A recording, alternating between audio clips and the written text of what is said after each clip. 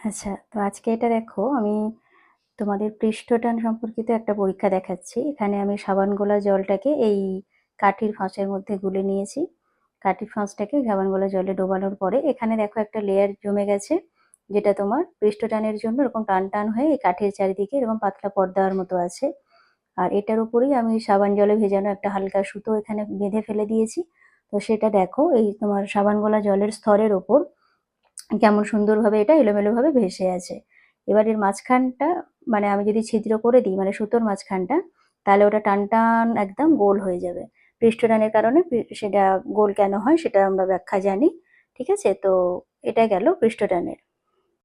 দেখো সুতোটা এই যে মানে আমি কাঠির মাঝে সাবান গোলা জল নিয়ে নিয়েছি, তো সেটা পাতলা পর্দার মতো এরকম যে এরকম একটা লেয়ার তৈরি করে রেখেছে, মানে এটা জলের পৃষ্ঠটানের জন্যই। তো সেই পাতলা লেয়ারের ওপর স্তরের ওপর আমি যখন একটা হালকা সুতোকে এখানে ফেলে দিলাম, তো সেটা এলোমেলোভাবে ভাসছে। এবার যদি আমি একটা পাতলা ছুঁচ দিয়ে একে সামান্য এর মাঝখানটা ফাটিয়ে দিয়েছি, ঠিক আছে, ফাটিয়ে দেওয়ার ফলে এর ভেতরের জলটার পৃষ্ঠটান, ভেতরের সাবান জলটুকু নেই, পৃষ্ঠটান নেই, শুধুমাত্র সুতোর বাইরে এখন লেয়ার আছে। সেই জন্য দেখো সুতোটা পুরো টান টান অবস্থায় একদম সম্পূর্ণ গোলাকার আকার ধারণ করেছে। ঠিক আছে, মানে আগে সুতোটা এলোমেলো ছিল কারণ সুতোর মাঝখানেও তোমার সাবান লেয়ারটা ছিল, মানে সুতোর ভিতরে বাইরে দুদিকেই পৃষ্ঠটান ছিল, সেই জন্য সুতোটা এলোমেলো ছিল।